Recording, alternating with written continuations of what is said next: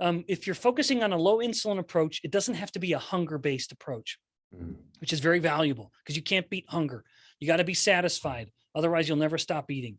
2, when insulin is low, your metabolic rate is higher. So let's say you're eating more calories than your body needs. Well, that's okay because you're pushing out more calories than normal. And then 3rd, when you're making ketones, you're also excreting ketones. And as I said earlier, ketones have a caloric value. And so if someone's in ketosis and now they're breathing out ketones or urinating out ketones, they are pushing out actual caloric loaded molecules from their body.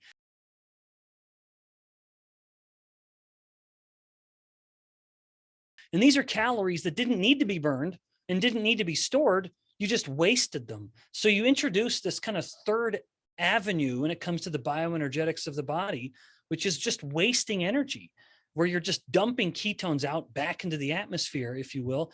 And those are actual calories that used to be stored in your fat that you didn't have to exercise harder in order to burn them in your muscle. You just dumped them from your body. That is how determined the body is to reconcile energy when insulin is low. It's just thinking, if insulin's low, the body is thinking, I got all this energy and I just don't need it. Insulin wants to store. So it will slow metabolic rate and it will promote tissue growth. And that's not a bad thing. We need to grow sometimes. We need insulin. I'm not saying it's bad. We just don't want it to be high. And when it is high, we want it to be very quick. It's acute. It's up and then it's back down.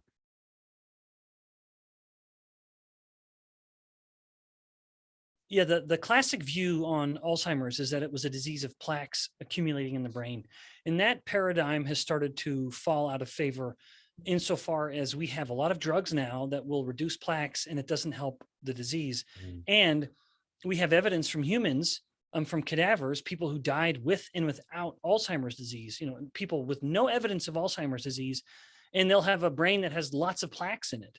In insulin resistance, the brain has become affected and it can't use insulin well enough to open up the glucose transporters to fuel the brain, because glucose is a primary fuel. And some of that glucose uptake is dependent on insulin opening the glucose transporters. Well, you have a compromised glucose uptake, which means the brain starts to go hungry. And that matters because the brain has a very high metabolic rate. And if it can't get all its energy from glucose, now you have an energetic gap. That gap could be filled by ketones. However, in the same person who's insulin resistant and not able to use glucose very well, they don't have any ketones because they're hyperinsulinemic. They have elevated insulin. And as you said, and we've mentioned repeatedly, insulin inhibits ketogenesis. And so the brain is swimming in a sea of glucose that it can't use. It's calling out for this life raft in the form of ketones that insulin simply won't let the brain get. And thus, we're left with a hungry brain.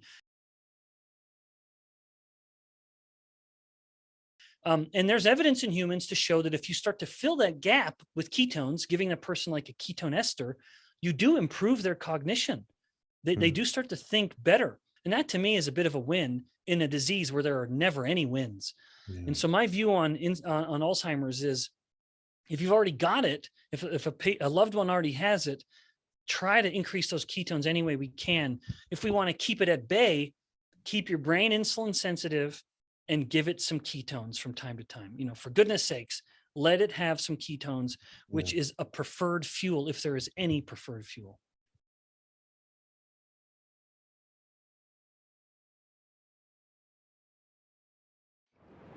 Annotated and summarized, easy to share with loved ones. The description below the title for this video has these summary points.